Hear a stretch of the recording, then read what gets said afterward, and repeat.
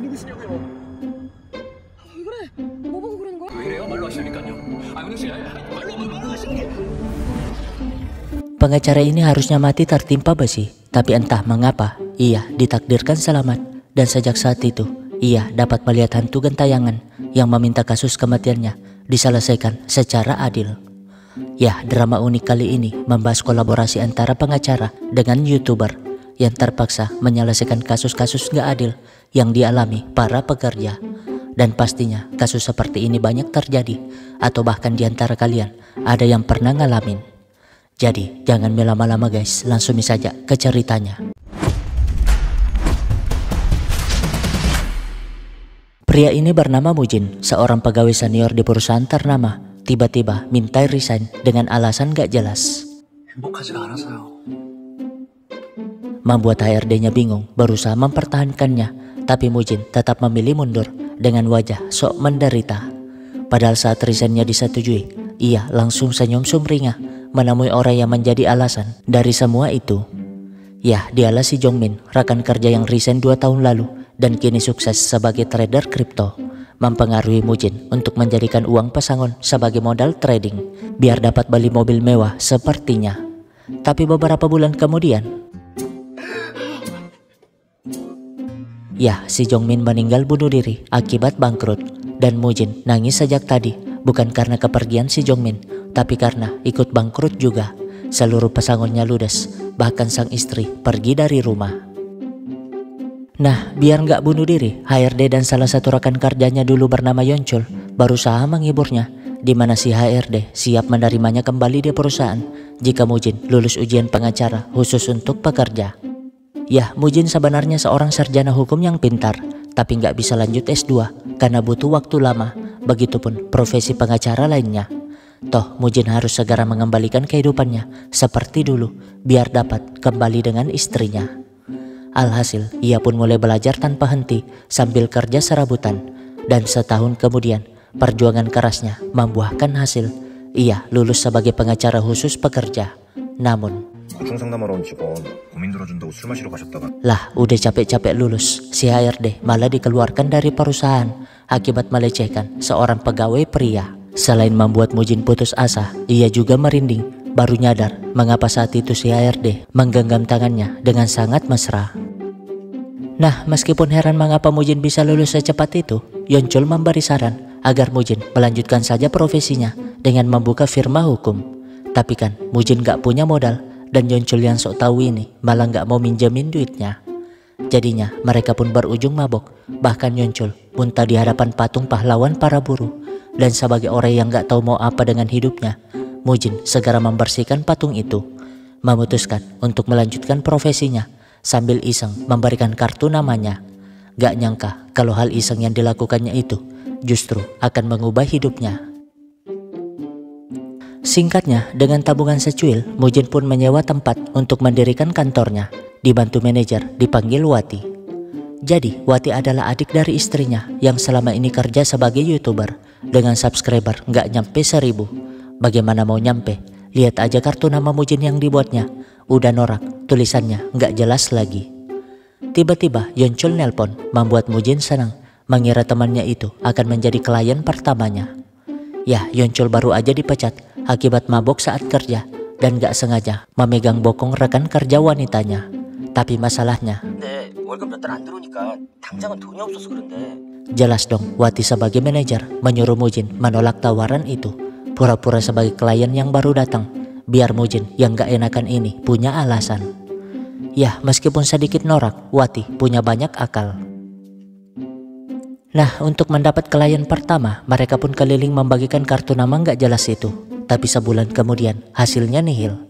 Mana si Wati menagih gajinya?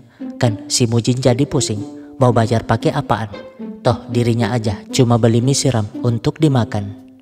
Secara kebetulan bos minimarket yang lagi mabok marah kepada kasirnya dipanggil Bejo. Dan sebagai pengacara khusus pekerja, Mujin tentu gak membiarkan itu, berharap Bejo menyewa jasanya. Tapi gimana Bejo mau percaya kalau Mujin bayar makanannya pakai kupon gratisan? Ya, bukannya sukses, segala usaha Mujin malah membuat kehidupannya semakin terpuruk. Bahkan yang punya tempat mulai menagih sewa yang nunggak, membuatnya terpaksa menunggu di luar sampai tukang tagih itu pergi.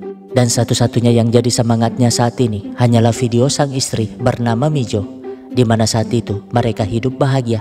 Tapi saat tahu pesangon Mujin ludes, Mijo yang kerja sebagai pengacara memutuskan pergi dari rumah. Paginya, Mujin dikejutkan dengan suara gedoran pintu, tapi saat memeriksanya, ya, itu adalah mimpi. Segera memeriksa arti mimpinya, yaitu sebuah kesuksesan. Tapi kan hidupnya semakin melarat. Bahkan Wati yang gajinya nggak terbayarkan memutuskan pergi dari sana. Alhasil ia pun pulang kampung, namun ortunya juga kesulitan ekonomi. Hanya bisa membantu dengan doa dan ceramah, membuat Mujin semakin pusing. Singkatnya, Wati tiba-tiba mengajaknya ke rumah temannya bernama Udin, seorang YouTuber yang hampir sukses. Kenapa hampir? Karena si Udin suka buat konten berita palsu sehingga channel YouTube-nya kena dismonet. Namun tujuan Wati dan Udin adalah mengajak Mujin kerjasama dengan mendatangi pabrik yang gak menerapkan K3. Sistemnya mirip-mirip seperti LSM yang ngancam perusahaan. Selain dapat duit suapan, Udin dan Wati juga dapat menjadikan aksi tersebut sebagai bahan konten. Tapi jelas saja Mujin menolak karena ia gak mau dapat duit dari hasil nipu, membuat Udin dan Wati gak bisa apa-apa. Malamnya, meskipun Wati tinggal dengan kakaknya, tapi mereka selalu bertengkar. Apalagi Mijo tahu kalau Wati itu membantu si Mujin. 업술무 만나고 다니는 거 다 알고 있거든. Yah, gimana Mijo nggak kesal dengan suaminya kalau kelakuannya macam bocah, nggak peka, suka menghabiskan waktu hanya untuk bonus kecil di aplikasi. Begitupun dengan nasibnya yang selalu apes. Namun Wati nggak suka iparnya dijelekkan seperti itu, karena menurutnya Mujin seperti ulat bulu yang hanya ragu mengambil keputusan. Contohnya keraguan Mujin tadi yang masih membuatnya kesel. Namun tiba-tiba Mujin ngirim pesan kalau ia setuju dengan rencana itu, dengan syarat perusahaan yang diancam harus menuruti aturan K3 setelahnya, biar nggak ada yang dirugikan. Alhasil mereka pun bergerak pakai mobil YouTube-nya si Udin, lengkap dengan kamera. Dan memang rata-rata perusahaan menengah ke bawah nggak menerapkan aturan K3, sehingga mereka pun dapat uang suap karena nggak melaporkan masalah itu. Yang penting perusahaan memperbaiki kembali keselamatan para pekerja. Dengan begitu mereka pun dapat melengkapi kantor dengan sofa dan sebagainya, termasuk membayar uang sewa. Tapi namanya manusia, mereka belum puas akan pencapaian tersebut, di mana Wati dan Udin kepikiran untuk memeriksa perusahaan yang lebih besar. Singkatnya, sampailah mereka di salah satu pabrik besi terbesar di Korea. Tapi saat ingin masuk, si Udin malah pengen berak. Jadinya, Mujin dan Wati masuk berdua, memperkenalkan diri sebagai petugas inspeksi. Secara kebetulan, yang menyambutnya adalah direktur, sekaligus anak yang punya perusahaan. Dan karena sedikit bego, ia pun mempersilahkan mereka masuk. Di mana Mujin memanfaatkan kesempatan itu untuk berkeliling, sedangkan Wati bertugas menahan si direktur. Nah, di pabrik, salah satu pekerja dari Sri Lanka bernama Nimal hampir terjepit mesin. Untungnya, Mujin berhasil menyelamatkannya, tapi manajer pabrik justru marah-marah mengapa Nimal kerjanya nggak becus. Di saat yang sama, direktur mulai tersadar dengan pemerasan yang dilakukan Wati, membuat mereka berdebat panjang lebar, bahkan si direktur ingin melapor polisi. Mujin sendiri menjelaskan tentang pentingnya keselamatan kerja kepada semuanya, sampai-sampai nggak nyadar dengan keselamatannya sendiri. Lalu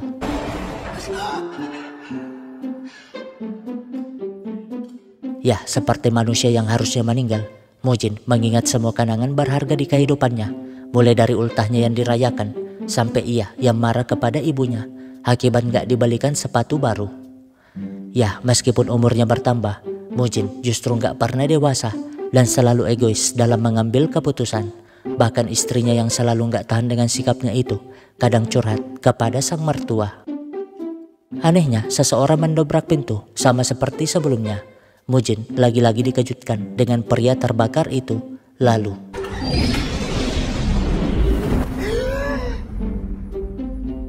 lah, ia malah sampai di akhirat dong, di mana sosok misterius bernama Bosal memberikan kartu nama yang Mujin serahkan ke patung malam itu, di mana Bosal menjelaskan kalau ia akan menyelamatkan Mujin asalkan Mujin menandatangani kontrak kerja. Ya, karena nggak mau mati, si Mujin langsung tanda tangan tanpa membaca kontraknya, membuat Bosal tersenyum dan pergi begitu saja. Lalu, ya, dia benar-benar selamat dan menariknya, Bosal sangat mirip dengan patung malam itu. Nah, akibat kejadian tadi, Mujin pun pipis di celana, membuat Wati kesel aja. Tapi ngomong-ngomong soal itu, Mujin pun cerita apa yang dialaminya. Kan mereka nggak bisa percaya. Namun, ya, Mujin jelas terkejut, apalagi yang lain gak melihat pria di sampingnya. Jadinya, ia pun dibawa ke rumah sakit, tapi gak ada yang aneh dengan otaknya, bahkan saat ke ahli akupuntur. Ya, hantu itu masih saja muncul, membuat Mujin memilih balik ke kantor saja, mulai terbiasa dengan kemunculan si hantu yang sejak tadi duduk di samping Wati. Bukannya takut, mereka justru menjadikan itu bahan konten, menyuruh Mujin ngobrol dengan hantu tersebut. Padahal mah mereka nggak ada yang percaya dan malah meledek kelakuan Mujin. Namun tiba-tiba hantu itu memperkenalkan diri. Ya, Min-uk menunjukkan nasib sialnya, di mana ia adalah siswa SMK yang akan segera ke tempat magang sesuai rekomendasi wali kelasnya. Dan karena buru-buru, ia nggak sempat makan masakan sang ibu, hanya bisa memberi goyangan cinta seperti apa yang selalu mereka lakukan. Singkatnya, sampailah dia di tempat magang yang gak lain adalah pabrik besi itu, di mana si direktur membawanya ke mes pekerja sambil menjelaskan kalau Min-uk akan diangkat jadi pekerja tetap jika kerjaannya bagus. Namun itu membuat Min-uk bingung karena kata wali kelasnya mes pekerja berada di luar pabrik. Tapi direktur alasan miskomunikasi meminta Min-uk gak mempermasalahkan itu. Padahal kan kalau tidurnya dekat pabrik sama saja dengan kerja full time.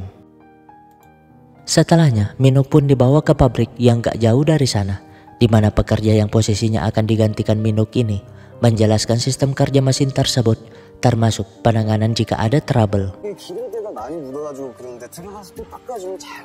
Masalahnya, manajer pabrik gak mengizinkan mematikan mesin itu dengan alasan menekan kerugian, padahal itu sangatlah berbahaya. Tapi namanya anak magang, Min-uk terima saja. Malamnya, ia nggak berhenti mempelajari buku pedoman mesin itu. Untungnya, Nimal yang sekamar dengannya selalu memberi semangat. Nah, hari demi hari pun berlalu. Min-uk menjalani hari-harinya seperti pekerja yang lain, bahkan selalu kena marah si manajer.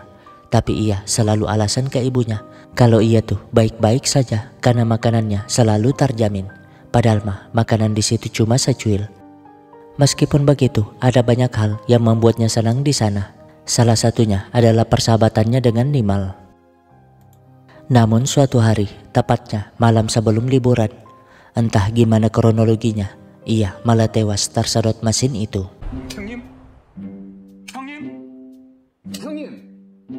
Lah, Mujin baru nyadar setelah ditampar berkali-kali, membuatnya kesal bisa-bisanya dua anak muda ini melakukan itu. Tapi karena itu, mereka pun mulai percaya dengan cerita Mujin yang dapat melihat hantu. Alhasil, mereka bergegas menemui Yojin, wartawan yang dulu memberitakan kasus tersebut. Dan secara kebetulan, Yojin adalah teman akrab si Udin. Lah, Wati malah cemburu dong. Padahal mah Yojin gak peduli itu, menjelaskan kalau media dilarang masuk ke lingkungan pabrik, seolah-olah ada yang disembunyikan dari kasus tersebut, yang ujung-ujungnya berakhir damai. Lalu, jelas dong, Wati tambah cemburu. Lihat aja kelakuannya, yang pergi gitu aja. Tapi ketika Udin bertanya apakah mereka benar-benar pacaran, Wati malah nggak mengakuinya. Nah, mereka pun ke sekolah Min-uk. Namun wali kelas yang mengirim Min-uk ke sana dulu ngaku nggak ada kesalahan atas program magang tersebut. Toh pekerja di pabrik sama seperti pemain bola yang berisiko cedera. Lagian tragedi itu akibat kesalahan Min-uk yang masuk kerja sendiri tanpa adanya perintah.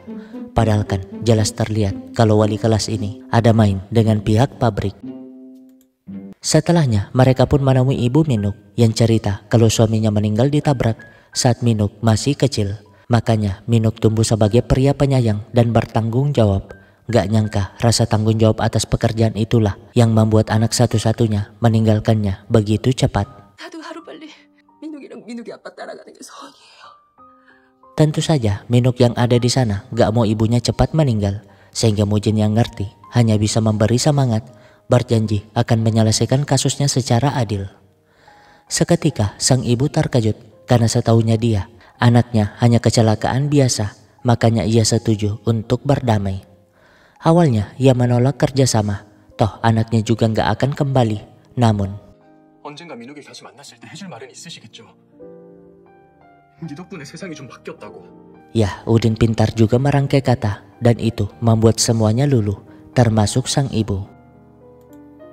Alhasil, sang ibu pun memberikan buku catatan Minuk saat di pabrik dulu, sehingga mereka pun tahu tentang persahabatan Nimal dan Minuk. Tapi masalahnya sekarang, mereka harus menyusup ke pabrik, dan satu-satunya orang yang bisa melakukannya hanyalah si Udin, yang saat itu nggak masuk ke pabrik karena lagi berak. Dengan begitu, Udin pun nyamar jadi pelamar kerja, lengkap dengan ponsel yang sejak tadi merekam, dan tentunya direktur langsung menerima.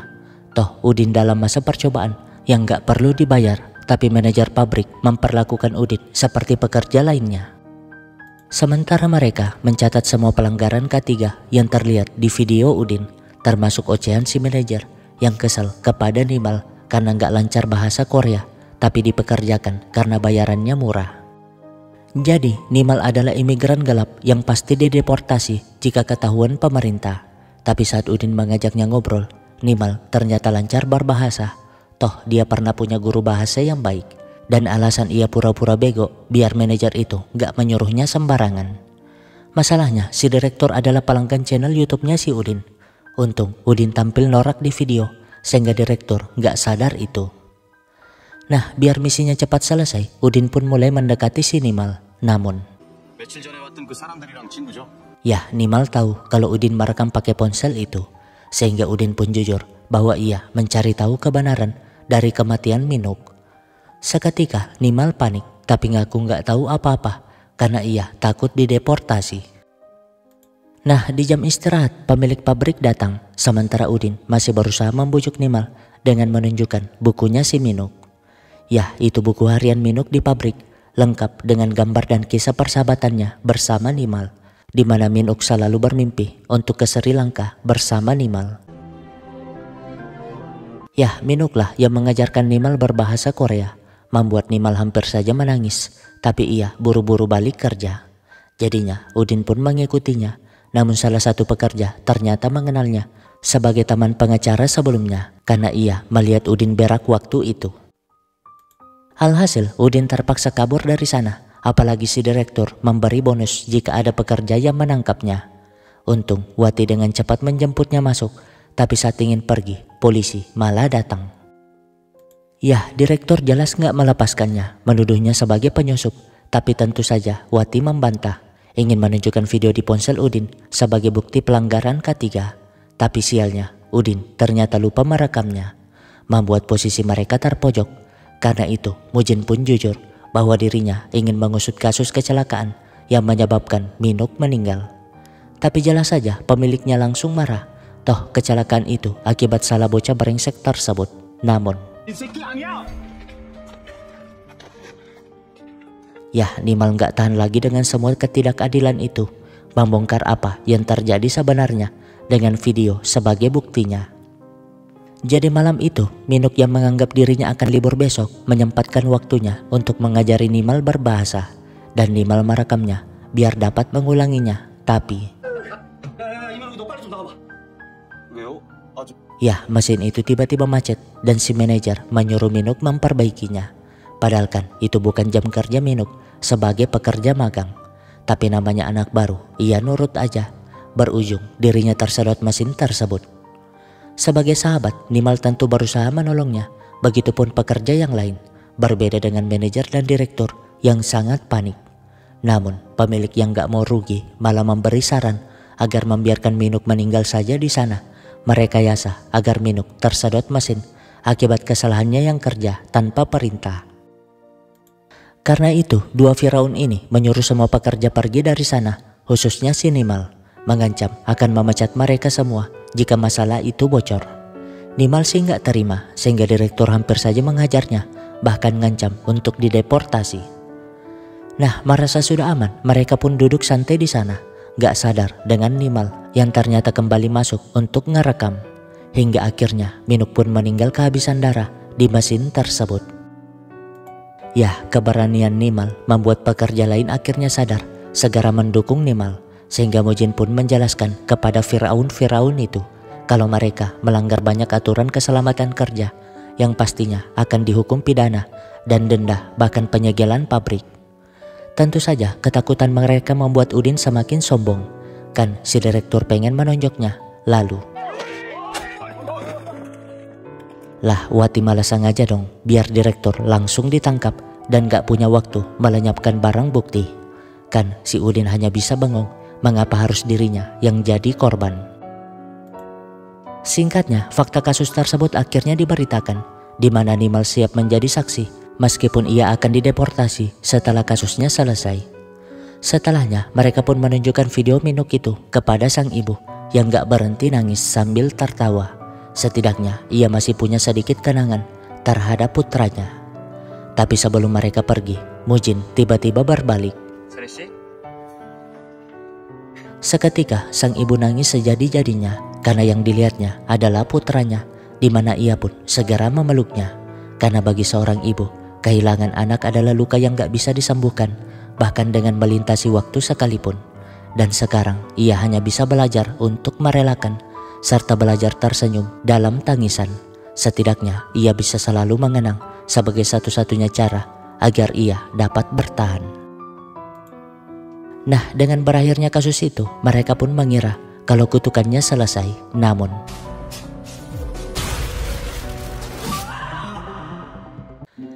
Mujin yang kembali ke akhirat protes kepada Bosal mengapa kontraknya belum berakhir. Sehingga Bosal pun menunjukkan isi kontrak yang ternyata Mujin harus melayani para hantu gentayangan selama 6 bulan. Jelas dong Mujin marah menuduh Bosal memperlakukannya secara nggak adil. Tapi Bosal nggak peduli. Daripada Mujin mati sekarang, ia juga mengingatkan kalau Mujin harus mematuhi semua aturan kontrak, utamanya pada poin khusus. Tapi gimana Mujin mau ngerti kalau poin itu ditulis pakai huruf hanja? Mana si Bosal malah pergi begitu saja.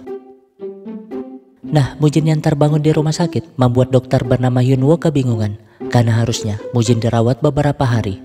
Tapi karena nggak ada masalah dengan hasil labnya, Mujin pun diizinkan pulang. Alhasil daripada pusing, Mujin pun memutuskan mandi sauna. Tapi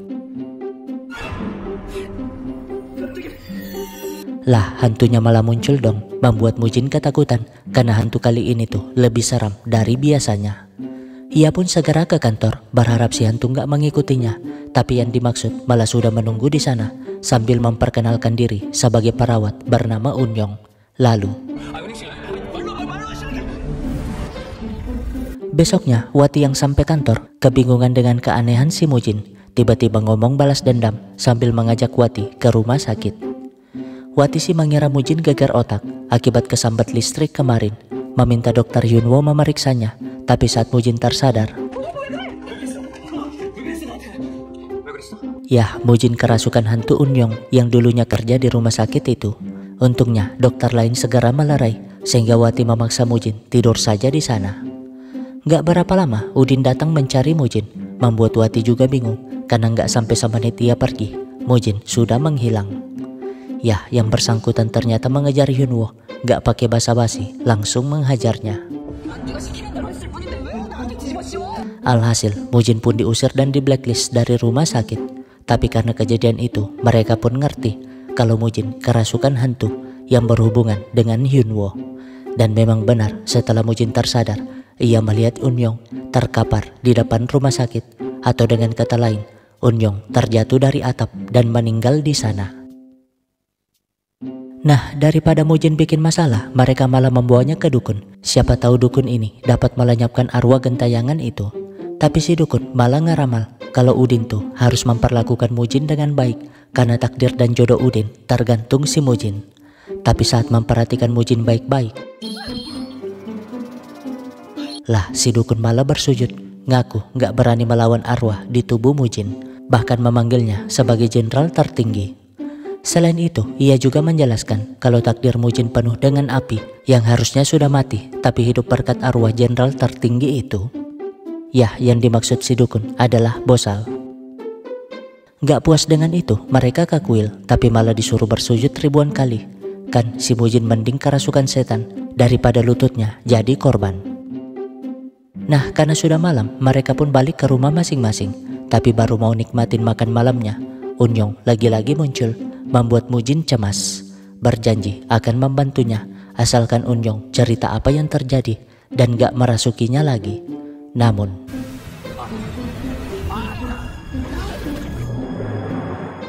ya, namanya hantu pendendam, Unyong yang malas ngomong memilih untuk mentransfer ingatannya saja. Di mana saat itu ia adalah perawat baru di rumah sakit tersebut. Namun senior bernama Sojong selalu marah dan menyalahkannya atas setiap pekerjaan yang gak beres.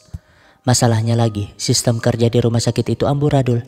Bahkan Unyong harus lembur seminggu penuh merawat setiap pasien, padahal dirinya juga sangat kelelahan. Meskipun begitu, ia berusaha menyelesaikan setiap tugasnya dengan cepat, biar punya sedikit waktu istirahat dan mengabari pacarnya. Tapi 4시에 항생제 맞아야 되는 환자들 투약 준비 다 한 거 맞아요? ya, Sojong selalu membebaninya tugas seolah-olah gak senang jika Unyong istirahat. Untungnya rekan bernama Sion selalu memberi semangat, meminta Unyong bersabar, karena Sojong emang gitu orangnya akibat baru saja keguguran. Nah, suatu hari Unyong harus menangani pasien yang selalu mengeluh kesakitan, di mana Hyunwoo sebagai dokternya menyuruh menyuntikkan 2 ampul kalium klorida dengan alasan kadar kalium dalam darah pasien belum pulih. Namun 선생님 혹시 랩 확인하셨어요? 그분 이미 수치 정상이라. ya, sekedar info, kalium dalam darah memiliki fungsi vital dalam menjaga keseimbangan cairan tubuh serta membantu mengatur tekanan darah. Tapi jika kelebihan kalium, maka akan terjadi hiperkalemia yang dapat melemahkan fungsi jantung, otot, bahkan syaraf, dan akibatnya bisa sangat fatal jika terjadi kepada pasien tadi.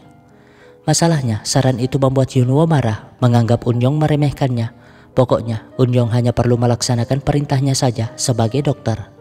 Jadinya, Unyong pun terpaksa melaksanakannya sambil mencatat perintah medis tersebut buat jaga-jaga. Setelahnya, karena lembur setiap hari dan Sojong masih selalu membulinya, Unyong pun ngelapor ke komisi disiplin.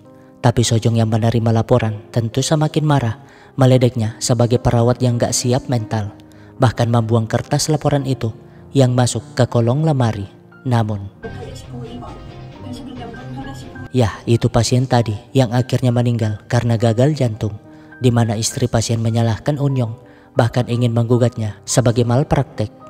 Mirisnya, Hyunwoo yang sok-sok minta maaf justru menyalahkan Unyong yang gak becus kerja. Begitupun dengan Sojong. Tentu saja Unyong gak terima menunjukkan perintah medis itu kepada Sojong. Namun Sojong malah gak peduli, menjelaskan kalau bagaimanapun pembelaan Unyong, tetap saja orang-orang akan lebih percaya kepada dokter. Karena itu Unyong pun menenangkan diri di atap, tapi malah gak sengaja mendengar pembicaraan direktur dan Hyunwoo yang ingin menjadikan Unyong sebagai orang yang bertanggung jawab atas kematian pasien, biar karir Hyunwoo dan nama baik rumah sakit tetap terjaga. Jadinya karena sudah gak tahan, Unyong pun memutuskan mengakhiri hidupnya dan lompat dari atap. Ya, karena dirasuki Unyong, Mujin juga merasakan sakit yang sama, di mana Bosal memang sengaja melakukan itu, biar Mujin serius menangani kasus setelah merasakan semua penderitaan korban. Mujin sih bertanya mengapa harus dirinya, tapi ketika Bosal ingin menjawab,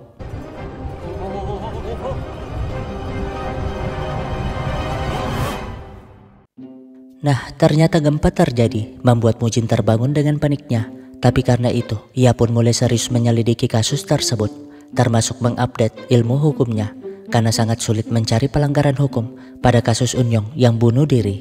Di mana setelahnya, ia menjelaskan kepada Udinwati tentang pembulian dan lembur tanpa henti yang dialami Unyong. Dan mirisnya, kasus ditutup hanya dengan bunuh diri, karena pihak rumah sakit sudah mengakali semuanya. Masalahnya sekarang, meskipun mereka tahu apa yang terjadi, tapi mereka gak punya bukti. Jadi, biar Unyong mendapatkan keadilan, mereka harus membuktikan bahwa bunuh diri itu disebabkan karena tekanan pekerjaan yang tidak manusiawi. Untungnya, Wati sudah mencari tahu tentang korban, di mana keluarga korban setuju menemui mereka di Busan. Tapi karena sudah sore, mereka memutuskan untuk ke Busan besok saja, membuat Mujin panik. karena nggak mau mereka meninggalkannya sendirian di kantor. Tapi 허구함에 지났다고 왜 여기서 숙식이냐고. 그 비싼 대출고 꼬박꼬박 내면서 집. lah saking seriusnya dengan hidup, Mujin malah lupa dengan rumahnya, sehingga ia pun memutuskan pulang. Mengira hidupnya akan tenang di sana, tapi malah membuatnya makin pusing akibat teringat dengan rasa rindu kepada istrinya. Besoknya Mujin pun ke Busan, di mana ortu korban juga bingung dengan kasus itu. Padahal sempat ke firma hukum pekerja, tapi kasusnya malah dibatalkan di tengah jalan. Dan mereka sebagai rakyat biasa nggak bisa apa-apa. Makanya ia sangat berterima kasih jika Mujin ingin mencari kebenaran atas kasus tersebut. Hanya saja mereka nggak memiliki barang bukti selain kartu nama firma hukum yang membatalkan kasus tersebut. Sementara Sojong ternyata dijauhi perawat lain akibat kasus Unyong. Bahkan Yunwo yang mulai takut dengan kehadiran Mujin menyalahkan Sojong yang menjadi penyebab Unyong bunuh diri. Singkatnya, mereka pun menemui firma hukum tersebut yang menjelaskan kalau mereka membatalkan kasusnya karena nggak ditemukan kejanggalan. Membuat mereka kesel, utamanya si Mujin. Ngerti kalau ingin cepat jadi pengacara kaya, ia harus memanipulasi kasus. Tapi sekarang ia memilih jadi pengacara yang jujur. Segera menemui polisi yang menangani kasusnya, tapi polisinya juga nggak menemukan kejanggalan. 남자친구랑 헤어지고 나서부터 부쩍 힘들어하고 살기 싫다고 했다고 하더라고요. 남자친구요? Ya, itulah keterangan yang didengarkannya dari perawat bernama Sojong. Jadi, ia juga nggak bisa apa-apa dengan kasus tersebut. Nah, di kantor, Udin dengan semangat menunjukkan alat barunya, yaitu kacamata yang ada kameranya. Awalnya, mereka nggak peduli soal itu. Toh, si Mujin pusing dengan semua berkas-berkas itu, meminta Wati membantu memeriksa. Namun, seketika Mujin teringat dengan laporan Unyong yang jatuh ke kolong lemari, sehingga ia pun langsung memuji kacamata si Udin karena alat itu akan berfungsi kali ini. Alhasil Udin nyamar sebagai dokter yang malah tebar pesona. Kan si Wati jadi kesal dan cemburu, pamit ke WC bentar daripada melihat kelakuan si Udin. Gak berapa lama sampailah Udin di bagian Unyong kerja dulu, di mana Sojong kena marah perawat senior, dan Mujin yang melihatnya tentu sadar kalau Sojong adalah kunci dari kasus itu. Meminta Udin mencari berkas yang dimaksud karena ia harus menemui perawat tersebut. Untungnya perawat yang jatuh cinta pada pandangan pertama ini mengira Udin adalah dokter magang di sana, mengarahkannya ke gudang obat yang Udin tanyakan. Nah, karena penasaran, perawat ini pun bertanya ke seniornya tentang dokter tampan tadi. Membuat seniornya bingung karena setaunya dia dokter magang yang gabung hari ini adalah seorang wanita. Di saat yang sama, Yunwo yang melihat Mujin segera meminta satpam mengejarnya. Jadinya Mujin terpaksa naik lewat tangga darurat, sementara perawat senior memergoki Udin di gudang obat. Membuat Udin gak ada pilihan, segera kabur sambil melepas jas dokternya. Sementara Wati yang takut Mujin kenapa-kenapa meminta Udin membantu, sehingga Udin yang harusnya bisa kabur terpaksa kembali menjemput Mujin. Sojong sendiri berada di atap berpikir untuk mengakhiri hidupnya karena sudah gak tahan dengan semua tekanan dan rasa bersalah itu. Untungnya pengawas CCTV yang melihat menyuruh satpam segera ke atap, begitupun Sion yang gak sengaja mendengarnya. Secara kebetulan mereka kabur ke atap juga sambil menunggu info dari Wati. Tapi melihat Sojong di sana, mereka jelas nggak membiarkannya. Di mana Mujin malah memperkenalkan diri sebagai pengacara yang menangani kasus Unyong. Kan Sojong semakin gemetaran sehingga ya, untung Mujin masih dapat meraihnya. Awalnya Sojong ingin menyerah, tapi melihat Mujin yang nampak seperti Unyong, ia pun akhirnya nangis minta maaf, menyesal atas semua kesalahannya. Alhasil Mujin pun berhasil menyelamatkannya bersamaan dengan satpam dan Sion yang sampai di sana. Hanya saja meskipun menyesal, Sojong belum siap mengungkap semuanya. Singkatnya, Sion bersedia membongkar apa yang terjadi lewat channel YouTube-nya si Udin, di mana kertas laporan di kolong meja yang ditemukan Udin menjadi bukti kuatnya, membuat video itu seketika viral. Alhasil, karena viral, kasus itu pun diusut ulang secara resmi, dan pacar Unyong yang melihat video itu segera menemui mereka, menjelaskan kalau ia nggak pernah bertengkar dengan Unyong seperti yang dijelaskan pihak rumah sakit. Toh setaunya dia, Unyong selalu curhat tentang kesulitannya yang saat itu ingin resign tapi nggak dibolehkan karena belum selesai kontrak. Jadinya Unyong hanya bisa pasrah menjalani nasibnya dan itu membuat sang pacar merasa bersalah. Harusnya ia dapat membantu saat itu. Namun ya, Mujin lagi-lagi kerasukan, makanya menunjukkan posisi yang aneh. Tanda kalau Unyong gak masalah dengan pacarnya. Di lain sisi, Sojong yang kepikiran dengan rasa bersalahnya segera mencari barang bukti yang disimpannya. Jadi waktu itu, Yunwo menyuruhnya melenyapkan semua catatan si Unyong. Untungnya, Sojong berubah pikiran sehingga ia dapat mengamankan perintah medis Unyong, di mana bukti tersebut dikirim kepada Mujin. Alhasil, Udin pun nge-live di rumah sakit karena nggak ada hukum yang adil jika nggak viral. Sehingga dalam waktu singkat, Kemnaker pun menggeledah rumah sakit, khususnya ruangan si Yunwo. Ya, dalam waktu singkat, kasusnya pun terselesaikan di mana Yunwo dipecat dan ditangkap. Begitupun Sojong yang juga menjadi saksi di pengadilan. Selain itu, channel YouTube si Udin semakin viral, membuatnya semakin sombong dengan gaya so artisnya. Nah, setelah faktanya terungkap, orang-orang pun mulai mengenang kepergian Unyong sebagai pahlawan pekerja medis, di mana Sojong juga hadir memberi karangan bunga, tepat di samping arwah si Unyong. Ya, setelah mendapat keadilan, Unyong kini memaafkan semuanya, segera berterima kasih kepada Mujin dengan senyuman, sebelum ia benar-benar pergi untuk selamanya. Membuat Mujin mulai tersadar dengan rasa bangga atas pekerjaannya saat ini. Tapi di jalan pulang, ketika ia mengikat tali sepatunya. Nah, sebelum lanjut, fakta menariknya ada di kejadian Sojong. Harusnya Mujin gak dapat menolongnya, tapi Sojong selamat berkat Bosal yang mendorongnya naik. Pertanyaannya, siapa Bosal sebenarnya? Nah, Mujin lagi-lagi terbawa ke akhirat, membuatnya marah, mengira Bosal yang sengaja mempermainkan nyawanya.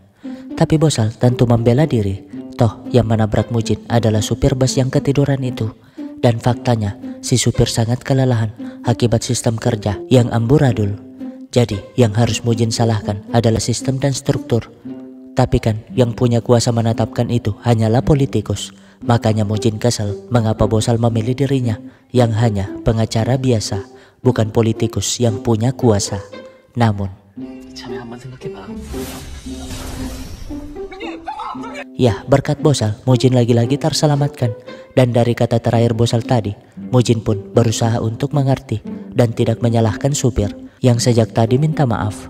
Kan Udin Wati bingung, apa jangan-jangan si Mujin kesambet setan. Apalagi saat di kantor, Mujin tiba-tiba ingin jadi anggota dewan. Gak berapa lama, ayah Mujin tiba-tiba nelpon curhat masalah kecemburuannya karena akhir-akhir ini ibu Mujin selalu keluar bersama pria lain. Karena itu Mujin bergegas pulang, tapi yang ditemukannya malah kakaknya yang bertanya mengapa bisa ayah mereka cemburu di usia tua seperti sekarang. Tapi kan Mujin juga nggak ngerti, makanya ia pulang. Tapi anehnya saat mendengar sesuatu, kakaknya buru-buru pergi dan gak berapa lama ibunya pun datang bersama temannya. Tiba-tiba Scooby-Doo itu mendekati teman ibunya sehingga Mujin menyapanya. Tapi lah, ternyata ibu ini adalah hantu gentayangan yang gak mau diajak ngomong. Hanya diam menatap Mujin di sana, sehingga Mujin pun bertanya kepada ibunya, apakah sang ibu punya teman yang ciri-cirinya seperti itu. Tentu saja ibunya heran mengapa Mujin bisa tahu tentang temannya bernama Yongsuk. Cerita kalau Yongsuk adalah teman kerjanya yang meninggal di rumah sendiri akibat kelelahan, sehingga ia mengadopsi Scooby-Doo milik Yongsuk itu. Besoknya, untuk mencari tahu kecemburuan ayahnya, Mujin pun mengikuti sang ibu yang masih pagi sudah berdandan cantik, membuat Mujin sangat terkejut karena ibunya memang bertemu dengan seorang pria. Tapi anehnya, mereka bersama beberapa ibu lainnya berjalan ke kampus tempat sang ibu kerja sebagai petugas kebersihan, di mana mereka dipersilakan masuk ke sebuah ruangan yang ternyata disuruh ujian dengan soal yang sangat sulit. Kan Mujin tambah bingung, mana ada petugas kebersihan diuji dengan soal seperti itu, apalagi hantu Yongsuk yang duduk di sampingnya seketika ketakutan dengan soal-soal tersebut. Yah Yeonsuk memperlihatkan apa yang terjadi sebenarnya kepada Mujin, di mana saat itu ia juga diuji dengan soal yang sama, tapi karena nggak bisa ngejawab, pimpinan kacamata ini malah mempermalukannya, bahkan mengingatkan kalau ujian berikutnya adalah kesempatan terakhir, dan jika Yeonsuk nggak lulus lagi, maka Yeonsuk harus berhenti sebagai petugas kebersihan. Ingatan itu tentu membuat Mujin kesal, apalagi saat ia ke WC, salah satu pihak kampus tiba-tiba berkata, artinya si kacamata memang sengaja memberikan soal yang sulit biar pekerja kebersihan yang tua-tua itu mundur dengan sendirinya, sehingga si kacamata nggak perlu bayar pesangon dan nggak melanggar aturan tenaga kerja. Untuk memastikannya, Mujin pun meminta sang ibu membocorkan semuanya, sehingga sang ibu pun cerita kalau saat itu teman kerjanya yang nggak lulus ujian dipecat, memohon setengah mati karena hanya itulah satu-satunya sumber penghasilan, tapi si kacamata nggak peduli. Kejadian itu membuat mereka semakin was-was, utamanya Yeonsuk yang tinggal sendiri. Paginya kerja setengah mati, malamnya harus begadang untuk belajar. Hingga suatu ketika, Yeonsuk nggak masuk kerja 3 hari tanpa kabar, sehingga ibu Mujin pun berinisiatif memeriksanya, dan betapa terkejutnya dia ketika melihat Yeonsuk meninggal dalam posisi sedang belajar. Yah, Yeonsuk meninggal gagal jantung akibat kelelahan, sehingga Mujin pun bergegas ke kantor untuk mencari cara bagaimana memberikan keadilan kepada Yeonsuk. Mendengar cerita itu, Udin Wati jelas marah, tapi mereka juga nggak tahu gimana caranya. Kan yang pusing adalah si Mujin, mencoba nongkrong di minimarket, namun gak disangka si Bejo memberinya minuman gratis sebagai bentuk terima kasih karena Mujin menolongnya kemarin. Lagian nih, ia kini dapat pekerjaan sungguhan, sehingga itu hari terakhirnya kerja di minimarket tersebut. Besoknya mereka pun menemui si kacamata yang jelas ngaku nggak ngerti dengan kedatangan mereka. Intinya si kacamata nggak melanggar aturan, utamanya terkait kematian pekerja itu, membuat mereka emosi tapi nggak bisa apa-apa. Secara kebetulan Mujin melihat bapak dipanggil Burhan terluka, sehingga ia segera membantunya sambil bertanya tentang sistem kerja di sana. Burhan sih menjelaskan kalau mereka nggak ada pilihan, meskipun tahu kalau pihak kampus sengaja nggak masang banyak lift biar mereka kesulitan kerja. Ya, ternyata selain ujian yang sulit itu, pihak kampus terlalu banyak menekan mereka, termasuk soal makan. Mereka nggak dibolehkan makan di kantin karena pekerjaan mereka dianggap rendah dan nggak boleh terlihat. Tapi tetap saja nggak ada yang dianggap pelanggaran kerja, termasuk ujian itu. Namun 나 같으면 시험 빵점 먹고 말겠다. 와, 너 진짜 속편해 좋겠다. seketika kata-kata Udin membuat Mujin ngerti sesuatu. Kalau ujian tidak melanggar hukum, berarti tidak ikut ujian juga tidak melanggar hukum. Alhasil Mujin pun mengajak para pekerja makan bersama sambil menjelaskan masalah Yeonsuk. Jadi Mujin berharap mereka mendukungnya dalam mencari keadilan buat Yeonsuk. Awalnya mereka menolak, toh itu nggak akan mengembalikan nyawa Yeonsuk. Namun 죽지 않아도 될 사람이 죽을 일은 없어질 겁니다. membuat mereka tersadar, apalagi ibu Mujin menjelaskan kalau mereka adalah manusia, bukan robot yang dapat diperlakukan sesuka hati atasan. Intinya mereka berhak protes atas perlakuan gak adil tersebut. Karena itu mereka pun berdemo depan kampus. Namun setelah berdebat panjang lebar dengan pihak kampus, polisi tiba-tiba datang. Ya, pihak kampus melaporkan mereka atas tuduhan menghalangi bisnis. Lalu apa yang akan dilakukan Mujin? Nah, di kantor polisi, Mujin terus-terusan membela diri, tapi polisi nggak peduli, langsung menjebloskannya ke penjara. Sementara Mijo yang tahu kabar itu langsung meledek, apalagi Wati pulangnya tengah malam.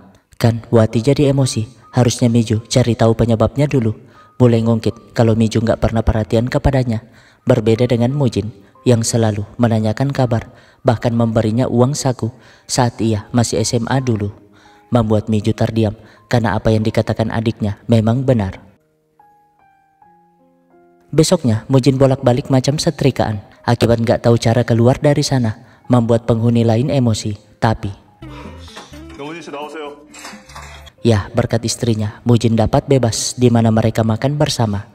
Tapi seperti kebiasaannya, Mujin selalu menyingkirkan daun bawang lalu asal makan. Lah, dia kepanasan dong. Kan itu membuat Mijo teringat kenangan masa lalu ketika Mujin melakukan hal yang sama, segera memberinya perhatian. Tapi Ya, kenangan indah yang gak akan mereka lupakan. Tapi saat makan es krim, Miju tiba-tiba bertanya mengapa Mujin ngirim pesan terima kasih kepadanya. Jadi sebelumnya Mujin ingin berterima kasih karena Miju selalu perhatian kepada ibunya. Tapi karena gengsi, ia pun menghapusnya. Namun, ya begitulah asal dari pesan gak jelasnya itu. Tapi Mujin yang menjaga gengsinya alasan bahwa ia berterima kasih untuk semuanya, termasuk yang dilakukan Miju kepadanya hari ini. Tapi sebelum Miju pergi, Mujin tiba-tiba mengungkapkan kata rindu, bahkan minta dikirimin foto. Membuat Miju senyum-senyum bahagia, padahal lah yang dimaksud Mujin adalah Scooby-Doo-nya. Kan Miju jadi tambah kesel. Beralih ke mereka yang tiba-tiba diserbu pihak kampus, di mana alat-alat demonya dirusak, bahkan tempat istirahat mereka disegel. Meskipun begitu, mereka nggak nyerah, apalagi melihat Mujin bebas dari penjara. 일단 노조를 만드셔야 되고요. 그리고 학교 측이랑 단체 교섭이라는 것도 여러 번 하고 그게 다 안 될 경우 Ya, untuk melawan secara resmi dan tak melanggar hukum, mereka pun mendirikan serikat pekerja dan yang terpilih sebagai ketuanya adalah Om Burhan. Dengan begitu, mereka mengajukan 3 tuntutan secara resmi. Pertama, batalkan ujian yang tidak adil. Kedua, pekerjakan kembali tenaga kebersihan yang dipecat. Dan ketiga, pihak kampus harus mengakui kematian Yongsuk sebagai kecelakaan kerja. Gak hanya itu, mereka juga melakukan aksi mogok kerja dan nginap di pelataran kampus sampai tuntutannya dikabulkan. Masalahnya, si kacamata yang gak habis akal ini membenturkan mereka dengan pihak mahasiswa yang merasa terganggu akibat demonstrasi tersebut. Mujin sih berusaha membela kalau pihak kampuslah yang gak adil kepada mereka, namun 여러분들의 월급이 저희들 등록금에서 나간다는 사실을 잊지 말아주세요. ya, mendengar kata-kata itu, Burhan dan yang lainnya seketika terdiam karena rasanya seperti dihianati anak sendiri. Toh meskipun gak dianggap, mereka sebagai petugas kebersihan selalu menganggap anak-anak di kampus itu seperti anak sendiri. Untungnya mereka ngerti kalau mahasiswa gak mendukung mereka karena gak tahu kebenarannya. Jadi solusinya sekarang mereka harus mencari cara agar para mahasiswa tahu kisah mereka. Lalu dengan begitu, Yongsuk pun masuk ke tubuh Mujin untuk menuliskan kisahnya. Seorang anak yatim piatu yang harus berjuang sendiri, sampai-sampai ia harus kerja di banyak tempat. Tapi di antara semuanya, ia sangat bahagia kerja sebagai petugas kebersihan di kampus itu, karena terkadang ada mahasiswa yang memberi perhatian kepadanya, layaknya anak kepada ibunya. Dan meskipun dirinya hanya lulusan SD, tapi melihat para mahasiswa cerdas, itu sudah menjadi kebanggaan tersendiri baginya. Hanya saja pihak kampus yang memberikan ujian tak relevan menjadi hal yang gak adil bagi mereka.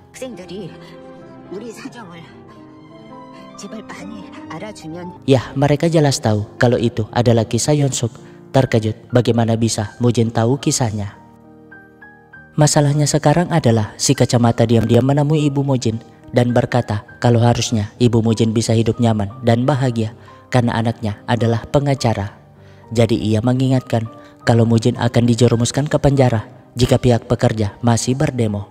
Membuat ibu Mujin terdiam karena kelemahan terbesar baginya adalah anaknya. Di saat yang sama, Yongsuk menegur Mujin yang menyingkirkan daun bawang di makanannya. Ngerti mengapa ibu Mujin selalu mengkhawatirkan anaknya satu ini. Seketika Mujin hampir nangis, baru tahu kalau sang ibu memikirkannya sampai segitunya. Namun tiba-tiba kumpulan protes dari mahasiswa tertempel di tulisan itu. Membuat yang lain kecewa, merasa kalau nggak ada satupun pihak yang mendukung mereka. Padahal itu ulah ibu Mujin yang gak mau anaknya masuk penjara. Jadinya mereka pun mundur, bahkan siap ikut ujian gak jelas itu lagi. Begitupun ibu Mujin yang siap-siap pulang. Namun ya, mahasiswa yang sebelumnya protes justru mendukung mereka setelah tahu kebenarannya. Karena itu mereka pun bersemangat kembali, di mana Udinwati kepikiran sebuah ide. Besoknya ketika ujian dilakukan, ibu Mujin pun datang dengan kacamata kamera itu. Karena mereka live di channel YouTube menunjukkan semua fakta, mulai dari soal yang gak masuk akal sampai si kacamata yang merendahkan kemampuan para pekerja. Di mana live itu seketika viral, bahkan ditonton banyak mahasiswa dan alumni. Sehingga pihak rektor yang menerima banyak laporan gak bisa apa-apa selain menghentikan itu semua. Alhasil mereka pun masuk ke ruangan itu, membuat si kacamata sangat murka.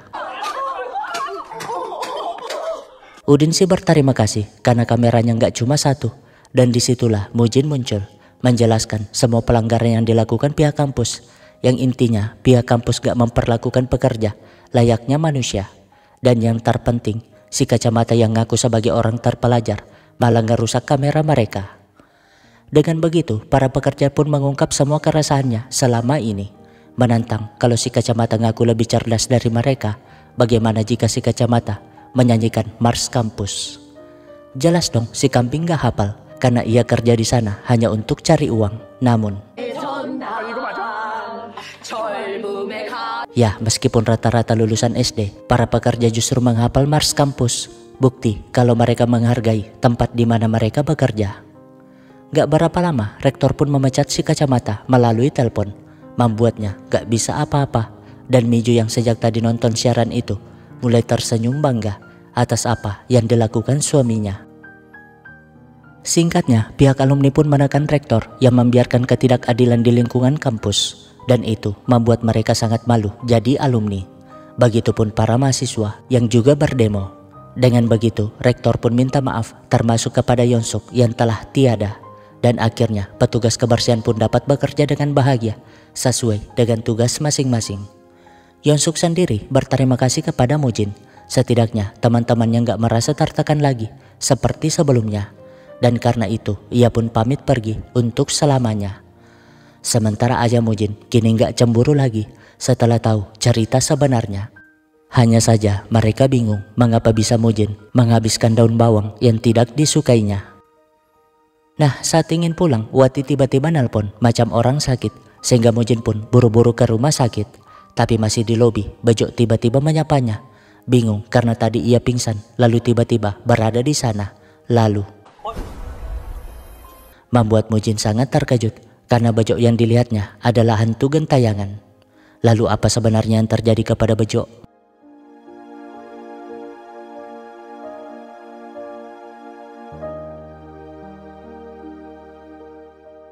Nah, setelah keliling mencari, Mujin pun menemukan tubuh Bejo yang dilarikan ke ruang operasi. Ya, si Bejo ternyata belum mati, tapi koma. Di mana kakaknya dipanggil Ija menjelaskan kalau ia juga nggak tahu gimana kronologinya, karena ia hanya ditelepon dari pihak Tosarba kalau Bejo pingsan saat bekerja. Tentu saja Mujin bingung karena setahunya si Bejo kerja sebagai karyawan kantoran, dan untuk memastikannya, ia pun memperkenalkan dirinya sebagai pengacara pekerja yang siap membantu mencari fakta kasus itu tanpa dibayar. Membuat Ija sangat lega dan berterima kasih. Tapi ngomong-ngomong soal itu, Mujin baru teringat kalau tujuannya ke sana untuk menjenguk Wati dan Udin. Padahal mah kedua orang ini baik-baik saja meskipun hampir ditinggal nyawanya akibat bikin konten mukbang cicak. Nah, mendengar cerita tentang si Bejo, mereka jelas terkejut karena sempat bertemu Bejo beberapa hari yang lalu dalam kondisi baik-baik saja. Karena itu mereka pun memeriksa detail Tosarba tersebut, dan memang benar Tosarba itu adalah cabang perusahaan Amerika, atau dengan kata lain Bejo ditipu terkait perekrutan kerja, seolah-olah kerja di kantor, padahal jadi pesuruh di Tosarba itu pun statusnya kontrak. Nah, untuk memastikan, mereka pun ke Tosarba itu, di mana salah satu pekerja bernama Chongil ngaku kalau Bejo kerja sepertinya, dan Chongil lah yang menemukan Bejo pingsan. Alhasil, mereka pun mencoba merasakan pekerjaan itu, dan baru sekali mereka sudah kapok. Gimana enggak, 20 troli itu beratnya 400 kilo, ditambah suhu di basement yang sangat panas akibat manajemen baru-baru ini melepas pendinginnya. Gak hanya itu, mereka hanya diberi kesempatan istirahat 15 menit dalam 3 jam kerja. Sayangnya, jarak dari basement ke tempat istirahat kurang lebih 10 menit bolak-balik. Jadi mereka hanya bisa istirahat 5 menit. Dan mirisnya lagi, kadang minum gak disediakan. Itu pun mereka jarang minum, karena kalau kebelit pipis, jarak ke WC sangatlah jauh. Artinya, dapat dipastikan kalau si Bejo pingsan karena dehidrasi berat. Namun, ya, pihak manajemen tentu mengajak Mujin ke kantor sambil menjelaskan kalau apa yang dialami si Bejo adalah hal yang wajar dan perusahaan gak ada kewajiban untuk bertanggung jawab. Tentu saja penjelasan itu membuat mereka emosi, meminta rekaman CCTV sebagai bukti, tapi wanita ini menolak kecuali ada persetujuan dari pusat. Masalahnya, Tosarba itu adalah perusahaan Amerika, jadi mereka harus menyurat dulu ke sana. Namun tiba-tiba Ija ngirim pesan kalau hasil medis si Bejo sudah keluar, sehingga mereka pun buru-buru ke rumah sakit. Sementara arwahnya si Bejo malah nongkrong di taman bukan karena gabut, tapi merindukan ponakannya bernama Yunce. Teringat saat dulu Yunce memberinya kado ulang tahun berupa celengan ayam. 적응 다 해서 내 생일도 주면 돼. Sayangnya Bejo nggak pernah menepati janji itu karena ia juga kesulitan cari uang. Nah, setelah melihat medical check up kalau si Bejo koma akibat dehidrasi berat, Mujin pun menjelaskan penyelidikannya tadi membuat Ija sangat terpukul. Harusnya sebagai satu-satunya keluarga yang tersisa, ia dapat membahagiakan adiknya. Mujin sih berjanji akan memberikan keadilan kepada si Bejo. Namun tiba-tiba sang suami nelpon meminta Ija pulang karena Yunce belum makan. Di mana arwah Bejo yang melihat itu tambah merasa bersalah karena keberadaannya justru membuat kakaknya menderita. Mujin pun berusaha menasehati, namun Bejo enggak peduli karena meskipun bangun dari komanya, itu hanya akan menambah utang untuk biaya rumah sakit. Lagian selama ini ia sudah berjuang keras, tapi enggak ada perubahan sama sekali dalam hidupnya. Ya, arwah Bejo yang pergi entah kemana membuat Bejo seketika kritis, sehingga Mujin segera menenangkan Ija. Untungnya kondisi si Bejo dapat ditangani. Singkatnya, setelah berkali-kali ngirim email, perusahaan Amerika itu sama sekali nggak membalas, seolah-olah nggak peduli dengan karyawannya yang hampir meninggal. Begitupun Mujin yang pusing karena sudah berhari-hari mencari arwahnya si Bejo, gak kunjung ditemukan. Jadinya mereka mencoba main jelangkung, siapa tahu Bejo menampakkan diri. Tapi kan ini bukan drama horor. Lagian si Bejo bukanlah jelangkung yang tersesat. Namun tiba-tiba Wati dan Udin kepikiran sebuah ide cemerlang. Ya, dari pengalaman sebelumnya Mujin selalu bertemu arwah ketika hampir mati. Makanya mereka segera mencekiknya. Dan benar aja, Mujin lagi-lagi kesasar di akhirat, di mana Bosal menjelaskan kalau Bejo yang belum meninggal gak ada hubungannya dengan kontrak kerja Mujin. Jadi ia gak bisa membantu. Hanya saja ia memberi petunjuk kalau Bejo akan meninggal jika arwahnya semakin menjauh. Artinya satu-satunya cara menyelamatkan si Bejo adalah memberinya semangat dan alasan untuk hidup.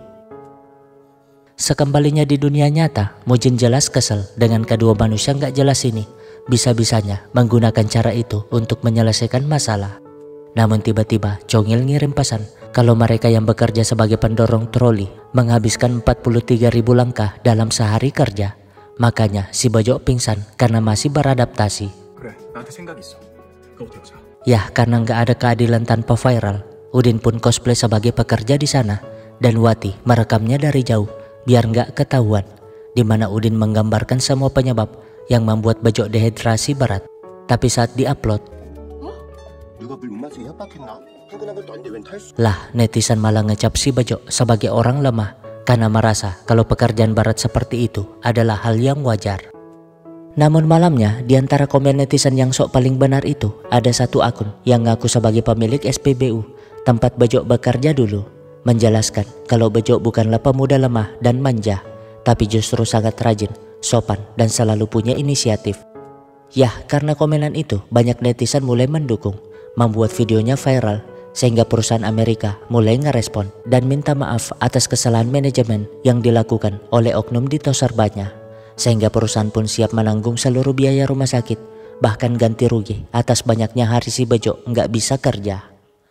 Ya, begitulah perusahaan harusnya bertanggung jawab, tapi masalahnya sekarang Bejo masih koma karena dia nggak punya tekad untuk hidup, dan itu membuat Yunce sangat sedih. 삼촌, 이거 내가 제일 좋아하는 건데 빨리 깨어나서 다시 다 돌려줘야 돼. Ya, nggak disangka kehadiran Yunce justru membuat arwah si Bejo muncul. Yang pasti Mujin nggak melepaskan si Bejo dan mengajaknya ke suatu tempat. Nah, di jalan Bejo bertanya mengapa Mujin sangat perhatian kepadanya, padahal mereka tidak dekat. Sehingga Mujin mengakui kalau Bejo mengingatkannya dengan seseorang yang dulunya juga menderita dan kesepian. Menjelaskan kalau setiap manusia akan sulit berpikir jernih ketika terpojok, di mana dalam situasi seperti itu biasanya manusia menyalahkan diri sendiri dan merasa lebih baik mati. Padahal semua itu keliru, akibat manusia selalu memandang sesuatu hanya dari satu sisi saja. Toh ketika manusia ikhlas atas apa yang terjadi dalam hidup, biasanya jalan keluar akan muncul dengan berbagai cara. Yah, Mujin cerita tentang pengalaman hidupnya yang selalu tertimpa masalah itu. Ibarat terowongan, masalah hidup terkadang nampak gelap dan sesak, tapi karena terowongan itu jugalah kita dapat menempuh jalan tercepat hingga ke tujuan. Dan yang terpenting, kita nggak akan pernah tahu ujung dari terowongan itu jika kita nggak pernah melewatinya. Karena apapun masalahnya, terowongan pasti berlalu dan yang menanti setelahnya adalah ujung yang sangat indah. Alhasil mereka pun tak sadar main di pantai sampai sore, di mana Mujin memberi saran agar si Bejo ambil profesi pengacara saja, karena rencananya ia akan menaikkan kelas kantornya menjadi firma hukum pekerja. Tapi sebelum itu Bejo harus bangun dulu dari komanya, di mana Mujin berjanji akan mengajaknya makan ayam di pinggir sungai Han. Dengan begitu arwah si Bejo pun kembali ke rumah sakit, menyaksikan kakaknya yang nangis terharu setelah melihat dukungan netizen di channel si Udin. 사람들이 너 보고 힘내래. 빨리 일어나래. Ya, selain diberitakan media, beberapa artis ternama juga mempromosikan video tersebut. Bukti kalau kerja keras mereka merintis channel YouTube nggak sia-sia. Sedangkan si Bejo akhirnya bangun dari komanya, membuat Ija dan Junce sangat senang. Sebulan kemudian, Wati tiba-tiba diam cukup lama lalu berkata, ya, setelah beberapa kali Udin membuatnya terharu, Wati pun yakin atas rasa cintanya. Setelahnya, sesuai janji si Mujin, mereka pun makan ayam di pinggir sungai Han. Namun Udin malah merusak momen itu dengan menunjukkan hubungan resmi mereka. 야, 너 왜 힘든 길을 가? Lah, benar juga sih. Tapi kan Udin yang terlanjur cinta nggak peduli siksaan itu, membuat mereka tertawa. Dan di kesempatan itu Bejo pun memutuskan untuk mengikuti saran si Mujin. Ya, meskipun awalnya terpuruk, Mujin akhirnya bisa terbang bersama 3 rekannya, tentunya dengan tujuan masing-masing. Toh badai pasti berlalu, tapi kekuatan yang dibangun untuk menghalau badai itu akan tinggal selamanya.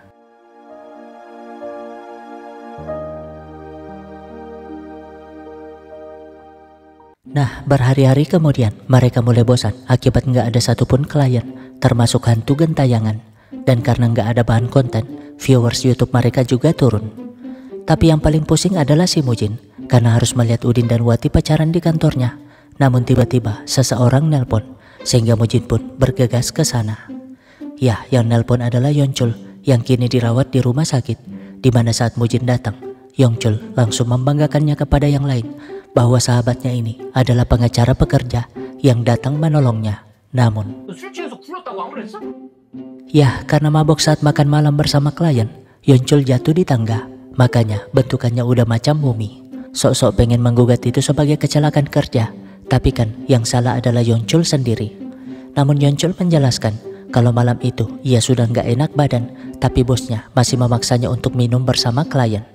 Alhasil, Mujin pun mencoba mencari tahu terlebih dahulu, berharap si Yongchul fokus dengan penyembuhannya. Nah, saat ingin pulang, Wati dan Udin nelpon mengajaknya makan. Namun, ya, sekelompok pekerja gudang jadi korban kebakaran, tapi nggak ada satupun yang menolong karena mereka sudah jadi hantu. Nah, kembali ke beberapa jam sebelumnya, di sebuah gudang besar, anak muda dipanggil Samsul kesulitan menempatkan barang-barang di sana, sehingga pekerja senior bernama Tono Toni membantunya. Karena sosok Samsul mengingatkan mereka kepada putranya. Jadi, ini adalah hari pertama Samsul kerja di sana, makanya ia sangat canggung kepada yang lain, di mana mereka pun berkenalan, dan Samsul ngaku sudah menikah, bahkan punya anak 1. Sayangnya, ia nggak bisa nunjukin fotonya, karena aturannya ponsel mereka harus ditinggal di loker saat masuk kompleks gudang. Tapi, 연기 아니에요? ya, kebakaran terjadi tepat di jalan keluar, membuat mereka sangat panik. Sementara di luar, mereka yang sadar akan kebakaran itu bingung mau gimana. Selain gak megang ponsel, satu-satunya telepon dan apar ada di kantor. Sehingga salah satu dari mereka pun segera berlari melapor, membuat yang punya gudang dipanggil Bagong sangat terkejut. Beralih ke gudang, di mana mereka yang sampai pintu darurat gak bisa keluar akibat jalannya tertutup banyak barang. Bahkan alarm pun nggak berfungsi. Ya, perusahaannya aja yang gede, tapi fasilitas dan sistem distribusi barang nggak ada yang beres. Bagong sendiri marah-marah di luar, menyuruh pekerja itu segera memadamkan apinya. Tapi gimana mau dipakai kalau apar itu sudah kadaluarsa dan karatan. Namun si Bagong malah nggak mau tahu jadinya. Di saat yang sama, mereka mencoba kabur lewat pintu darurat di belakang. Tapi karena jaraknya agak jauh, Samsul yang terlalu banyak isap karbon monoksida hampir saja tumbang. Untungnya Tono Toni menariknya ke pintu tujuan. Tapi sial bagi mereka, pintu itu malah kekunci dari luar. Mau didobrak, tapi mereka sudah nggak punya tenaga. Sedangkan Bagong yang harusnya bertanggung jawab atas masalah itu malah kabur dari sana. Kembali ke sekarang, di mana Mujin membawa orang-orang itu ke kantornya, membuat Udin Wati terkejut. Yakin kalau yang dibawa Mujin kali ini adalah kelompok hantu. Nah, melihat berita kebakaran itu, para hantu pekerja ini tentu sangat sedih, menyalahkan si Bagong sebagai penyebab semuanya. Berbeda dengan Samsul yang mikirin nasib anak istrinya. Namun tiba-tiba Udin menemukan kasus beberapa tahun yang lalu yang sama persis, bahkan cara menghindari tuntutannya pun sama, yaitu membayar denda dan memberi kompensasi kepada keluarga korban. Tapi perusahaannya nggak rugi karena menerima asuransi kebakaran yang cukup besar. Tapi sekarang para pekerja ini butuh keadilan, meminta Mujin membantunya untuk menghukum pemilik perusahaan agar nggak ada lagi korban seperti mereka. Masalahnya adalah pemilik asli perusahaan bernama Kim telah menyiapkan semuanya, mulai dari pengacara sampai preman, karena kunci dari kasus ini adalah si Bagong yang kini telah memberikan kesaksian di kantor polisi, di mana polisi ini pun menjelaskan kalau Bagong pasti akan disalahkan. Jadi Bagong harus bersiap dengan semua kemungkinannya. Ya, Bagong juga nggak tahu apa-apa dengan insiden itu, karena ia hanyalah boneka yang menjalankan perintah si Kim sebagai pemilik asli perusahaan. Makanya ia merasa sangat bersalah. Namun premannya si Kim tiba-tiba menculiknya.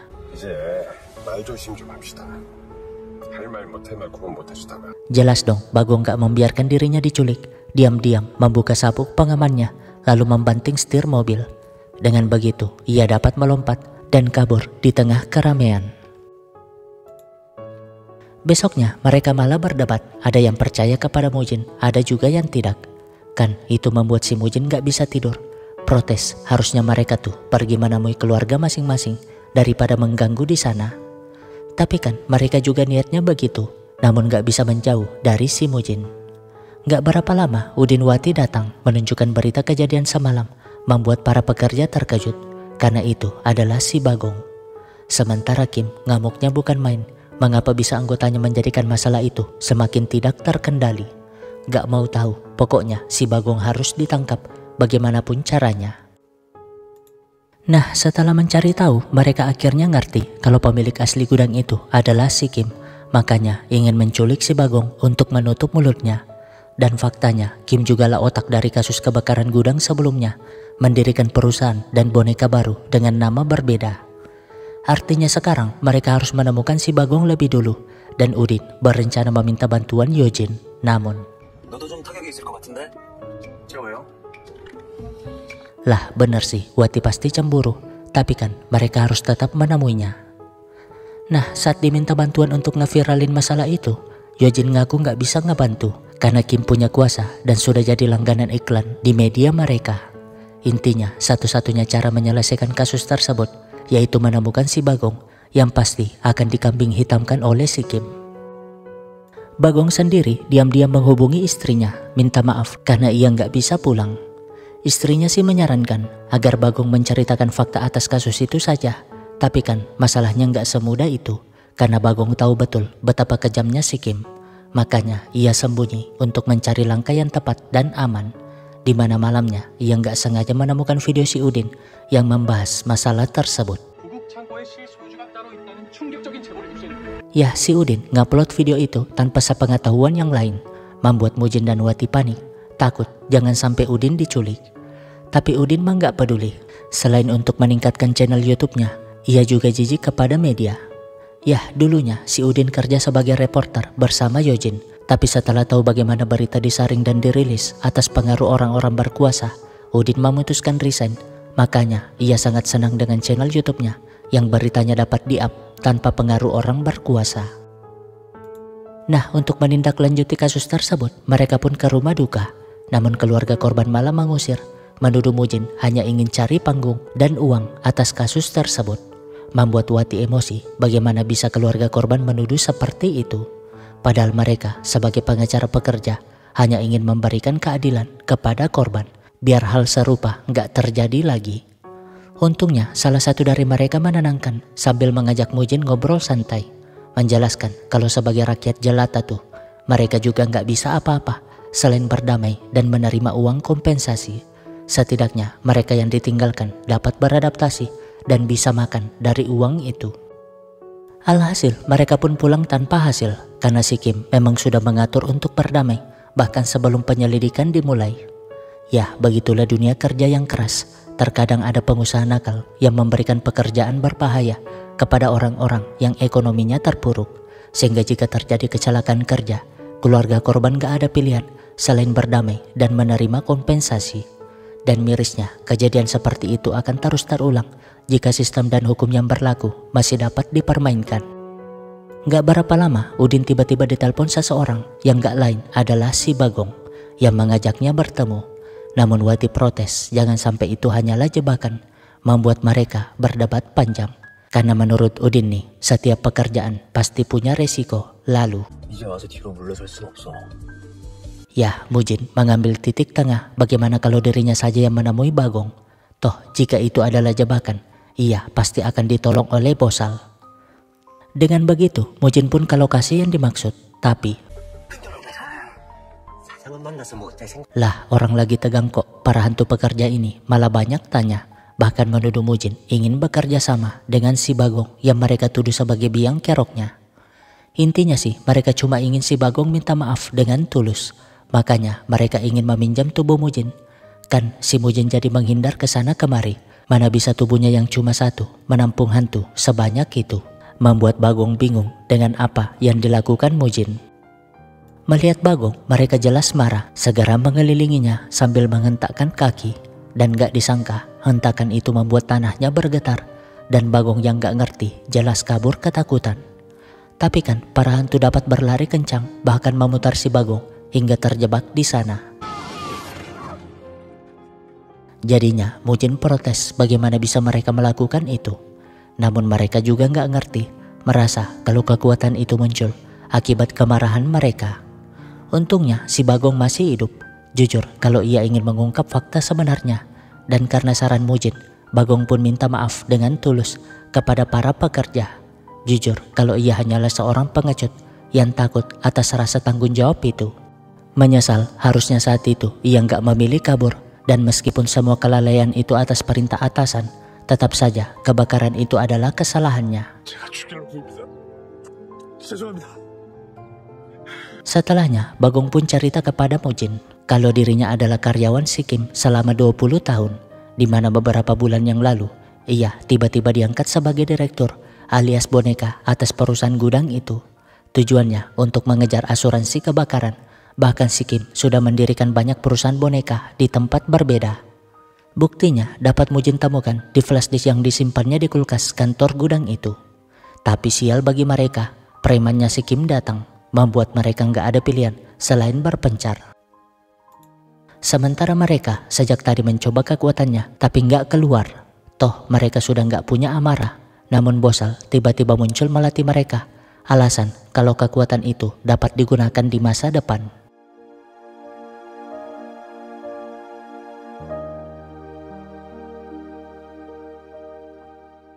Nah, mereka yang nonton berita sangat terkejut melihat Bagong ditangkap polisi bersama Mujin.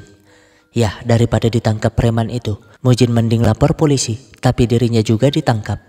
Alhasil, karena nggak mau dituduh terlibat, Mujin pun ngaku sebagai YouTuber yang sedang mewawancarai si Bagong.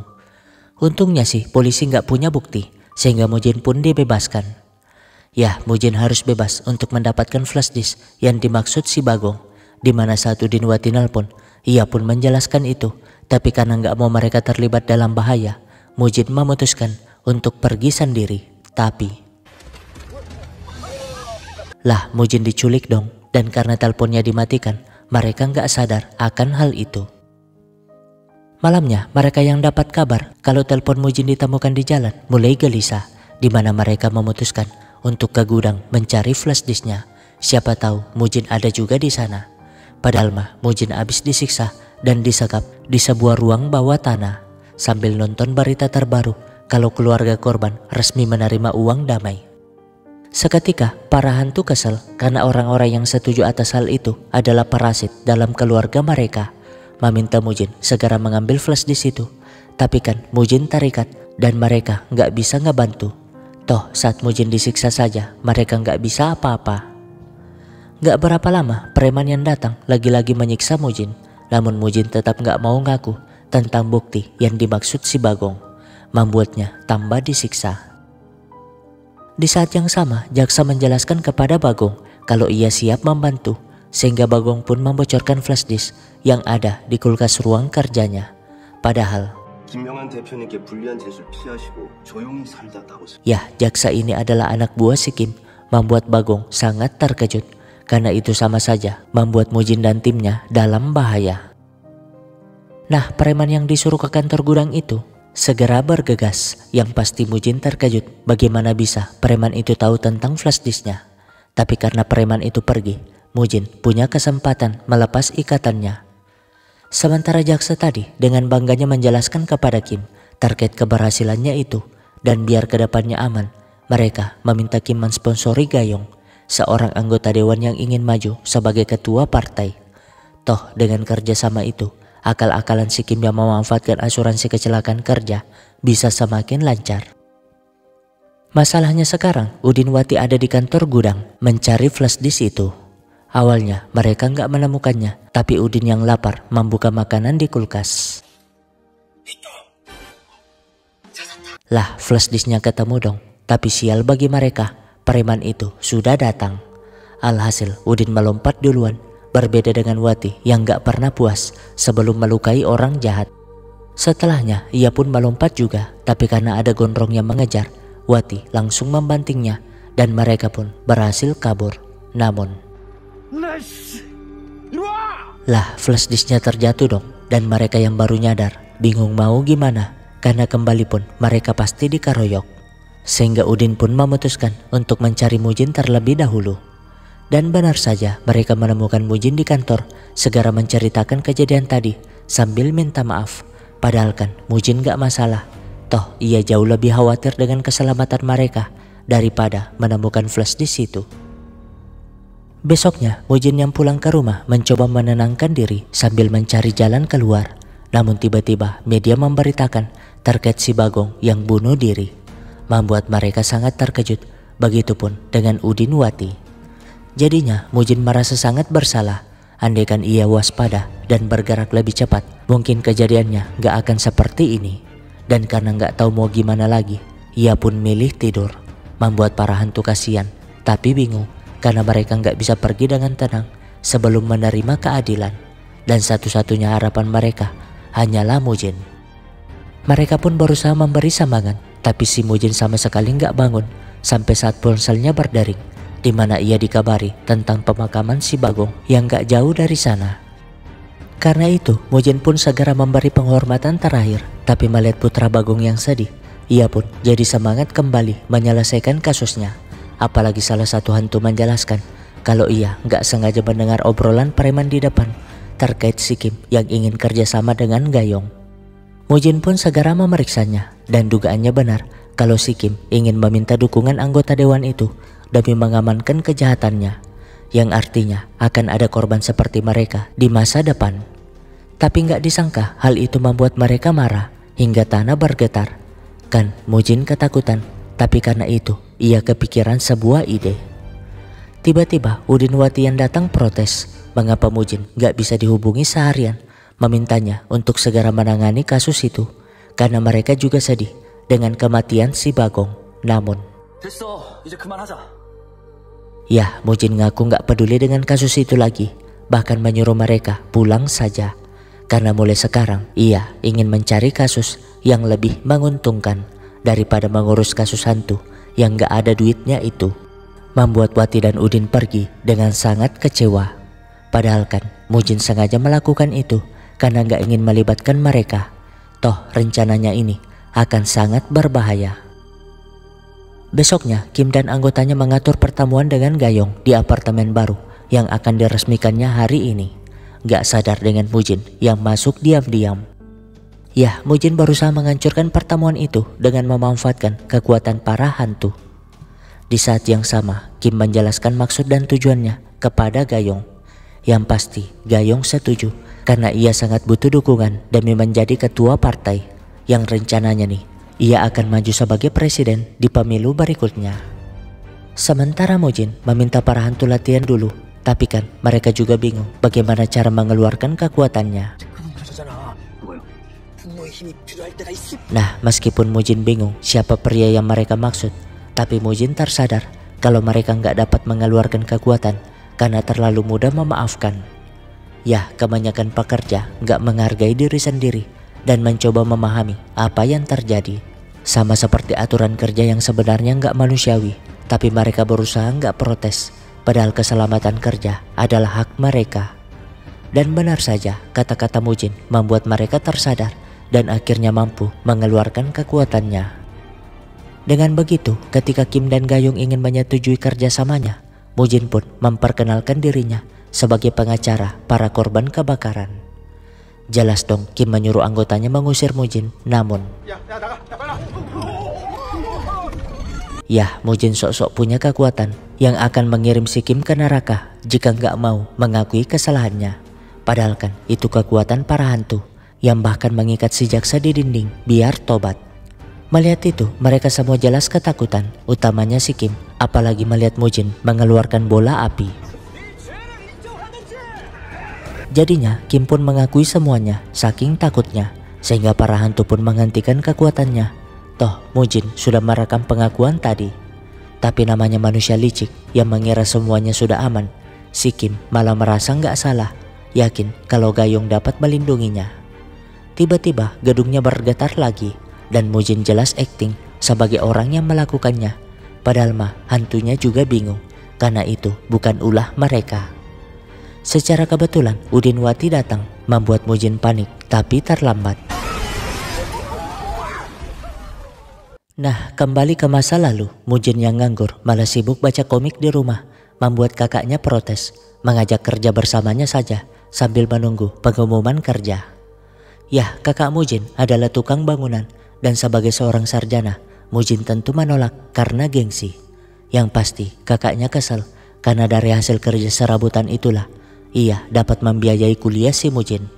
Dan yang terpenting, dunia dapat berputar berkat orang-orang yang bekerja sepertinya, di mana kakaknya pun pamit pergi karena harus bekerja. Lalu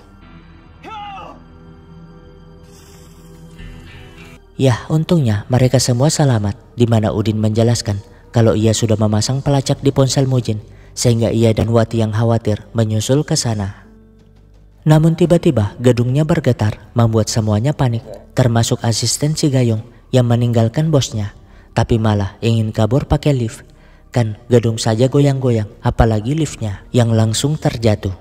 Berbeda dengan Kim dan anggotanya yang ingin kabur pakai tangga darurat, tapi Gayung memanggilnya karena kakinya tertindih puing bangunan.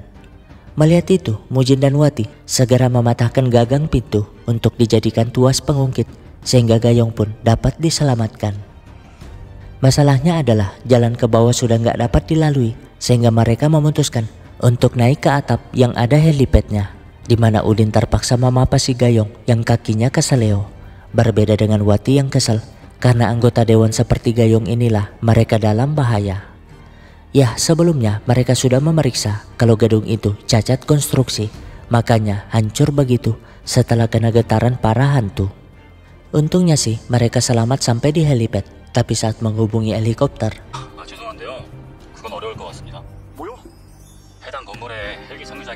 ya, bukan hanya cacat konstruksi, si Kim juga mengakali helipad yang belum ada izinnya itu. Dan karena gedungnya bergetar lagi, mereka nggak ada pilihan selain turun ke bawah. Setidaknya mereka dapat mencari jalan keluar, tapi baru turun 3 lantai, asap tebal tiba-tiba menyerang, tanda kalau gedung itu sudah terbakar. Jadinya mereka pun terjebak di lantai tersebut.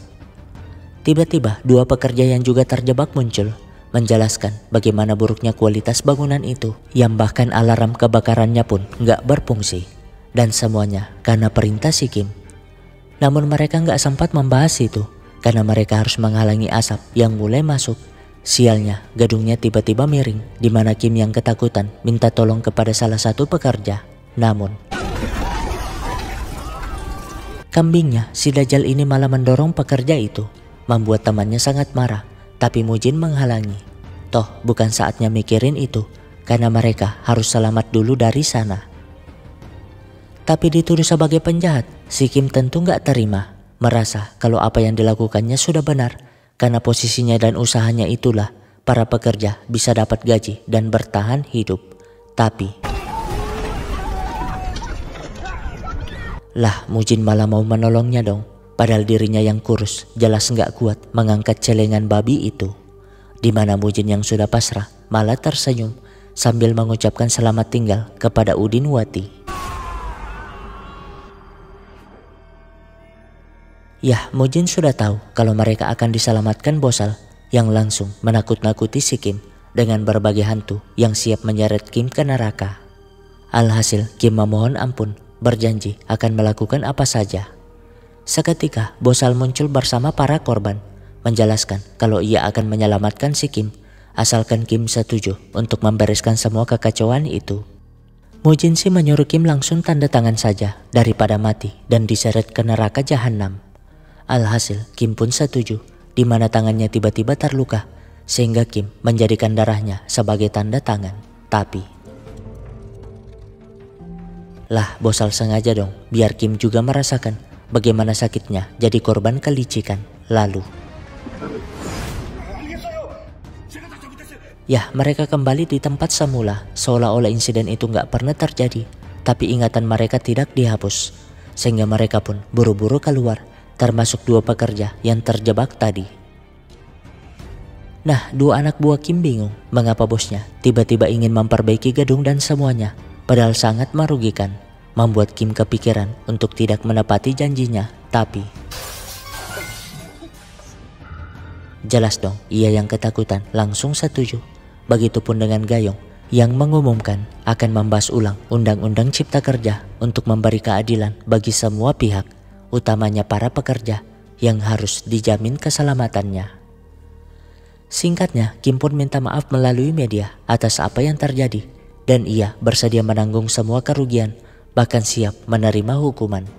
Yang pasti, peristiwa itu membuat Mujin semakin terkenal sebagai pengacara untuk pekerja yang siap membela dan memberi keadilan. Begitupun dengan channel YouTube Udin Wati yang makin banyak subbreakernya. Ya, semuanya berakhir dengan indah, tapi sebelum pergi ke akhirat, mereka minta tolong untuk dipertemukan dengan keluarga masing-masing. Besoknya, mereka pun diantar satu persatu, dan yang paling mengharukan adalah si Samsul yang harus berpamitan kepada sang istri dan bayinya. Setidaknya, sang bayi dapat melihat sosoknya untuk terakhir kalinya. Begitupun si Tony yang sangat lega setelah melihat sang istri yang sudah mengikhlaskannya. Berharap suatu hari nanti mereka bertemu di atas sana, meskipun ia nggak mau itu terjadi dalam waktu cepat, karena ia ingin istrinya berumur panjang. Ya, dalam diamnya seorang suami mungkin gak selalu mengungkap kata cinta, tapi di balik senyum sebuah keluarga, ada suami yang tak pernah lelah untuk berjuang, karena itulah bentuk nyata dari sebuah cinta. Mujin sendiri buru-buru balik ke rumah ortunya, di mana kakaknya tiba-tiba menegur, mengajaknya pulang bersama. Sesampainya di sana, Mijo ternyata sudah menunggu, menyuruhnya membantu sang ayah yang sejak tadi sibuk di sana. Ya, ternyata kakaknya sudah meninggal 10 tahun lalu akibat kecelakaan kerja. Tepatnya setelah pamit kepada Mujin di malam itu, di mana saat pemakaman Mujin ngamuk dan nangis dengan sangat kerasnya karena nggak terima kakaknya pergi untuk selamanya hanya karena kelalaian di tempat kerja. Makanya sekarang ia sangat lega karena dapat melihat arwah sang kakak. Sok-sok nggak sedih, padahal semuanya juga tahu kalau Mujinlah yang paling sedih atas apa yang dialami kakaknya. Apalagi arwah yang bersangkutan berkata, jadinya Mujin makan sambil nangis dan mereka pura-pura nggak ngeliat biar Mujin dapat meluapkan semua kesedihannya. Nah, ketika Mijo pamit pergi, sang kakak lagi-lagi menegur. Harusnya tuh Mujin gak menyanyiakan istri sebaik Mijo. Tapi yang ingin dibahasnya sekarang adalah hal yang sangat ia sesali setelah meninggal, yaitu tidak pernah mengungkap perasaannya kepada setiap orang yang ia sayang, termasuk kepada Mujin. Jadi sebelum ia kembali ke akhirat, ia ingin mengungkap rasa itu. Ya, setelah semua kejadian tersebut, Mujin akhirnya belajar untuk lebih dewasa. Singkatnya, ia yang ke kantor langsung teriak karena kriptonya yang anjlok di episode pertama tiba-tiba naik berkali-kali lipat. Sehingga Wati pun menyuruhnya menjual segera. Toh mau sampai kapan si Mujin pisah ranjang. Malamnya, Udin Wati pun sok-sok mesra di rumah. Membuat Mijo yang ilfil terpaksa keluar cari angin segar. Padahal itulah tujuan Udin Wati, karena Mujin sudah menunggu di luar.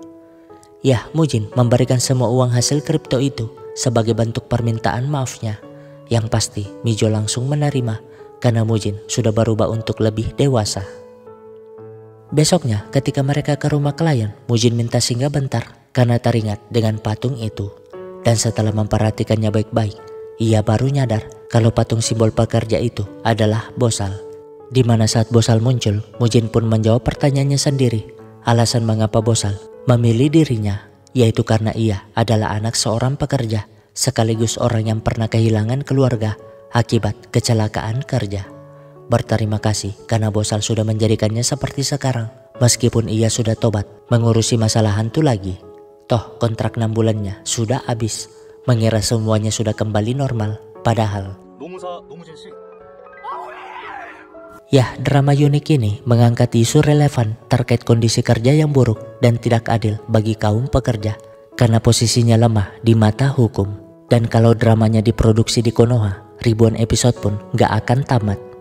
Intinya sih, drama ini mengajak kita untuk sadar bahwa setiap manusia layak untuk dihormati apapun profesinya, karena dunia dapat berputar sebagaimana mestinya, bukan hanya karena orang-orang yang profesinya dianggap penting, tapi juga karena para pekerja yang kadang dipandang sebelah mata.